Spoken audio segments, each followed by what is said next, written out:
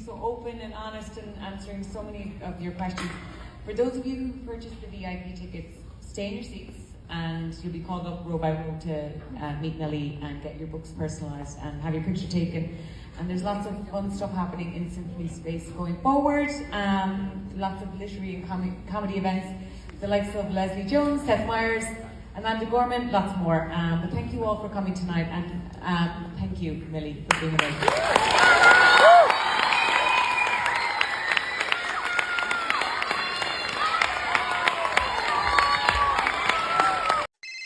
Good morning, angels. Good morning, Charlie.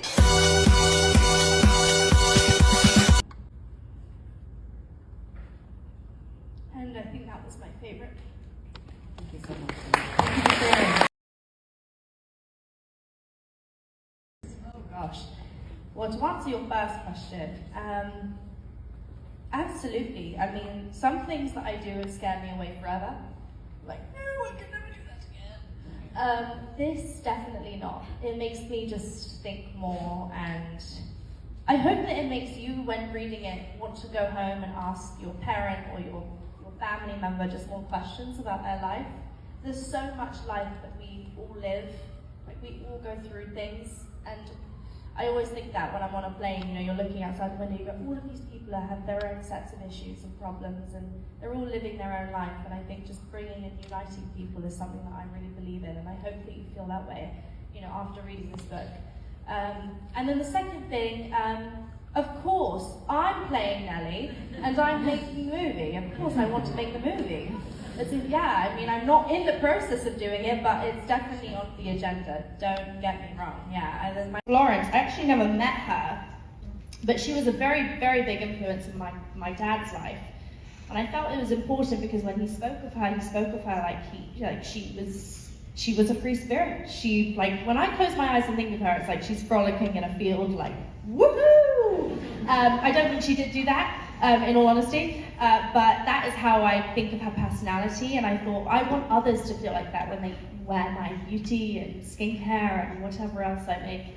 I want them to feel confident, I want them to feel worthy and needed and respected, and that's why I named it Florence.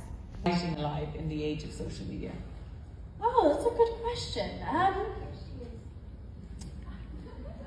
Hi. The lights are so bright. I think we spoke on it before, you know, of it being like, you know, I think stay authentic to your writing and you know, stay true to who you are and what your message is, and ultimately if they pick up your book, you know, they're the right reader. And I think that's all anyone should ever strive for, right? Is just finding that niche group of people that understand you deeply. And if that's the people that are scrolling, looking at the next TikTok, then maybe they aren't the right people reading your wonderful book. Also, I feel like I see a lot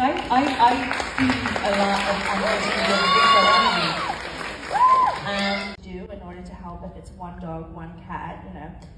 I've weirdly helped a lot of strange farm animals as well that are like, hi. I'm like, hi donkey, you're with me forever now. But you know, I just have this deep bond and fascination, and of course I'm always going to be a cuddle partner for any rescue that needs me. Do you have a favourite at the moment? Oh God, I'm so glad they don't understand me. They do. They do understand me. But I'm like, Winnie, you're my favorite today. Dorothy's like, I hate you anyway. But I think, well, I have a foster dog. Her name is Scarlett. And I actually adopted her because she was deeply abused and neglected and malnourished when she came to me. I've had her for over a year. And only 2 months ago I decided that I was going to keep her because I'm gonna go with them solely because I actually love my mum doing my laundry and my dad cooking for me. But solely based on the fact that I need more animals. So I moved out and I immediately got more animals, and the love just came from the fact that as much as they needed me, I needed them. And there is a bond that I have with animals because they don't judge me and they don't ask me of anything. And I think that what the world can, I've seen the way they treat animals, the way they treat some of the dogs that I've seen, it makes me sick to my stomach. And it's something that I've been way too exposed to at this point, and I think forever I'll have this deep understanding for what I need to do in order to help if it's one dog, one cat, I've weirdly helped a lot of strange farm animals as well that are like, hi. I think that's one of the biggest things to speak on is like be open, with whoever's in your life, and that's what I do. I'm very open, I'm very honest, and I seek my resources. If that's a therapist, if that's my journal, if that's my animals or my family or friends, I have to speak openly about my feelings because I have lots of them.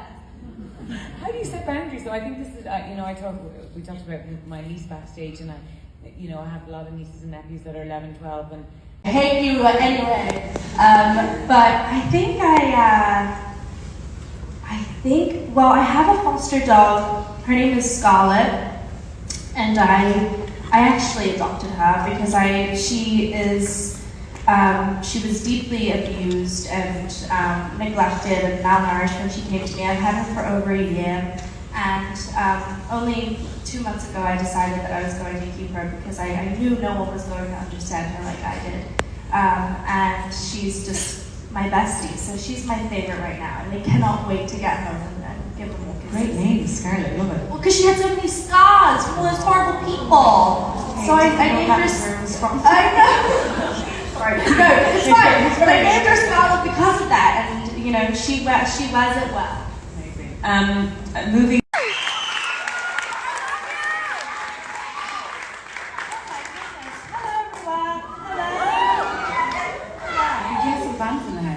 Just a few. Also, it was very. There was a lot of. We saw some photos of the people that were first in the queue with the books earlier tonight. So welcome.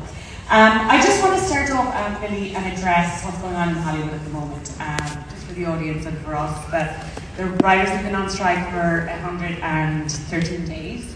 SAG actors joined them 53 days ago, and for that reason, we won't be talking about any of your TV or film work here tonight because of the ongoing strike. But is there anything you'd like to say about the strike in particular? Of course, as much as I'd love to speak on the things that I've been able to be a part of, until a fair deal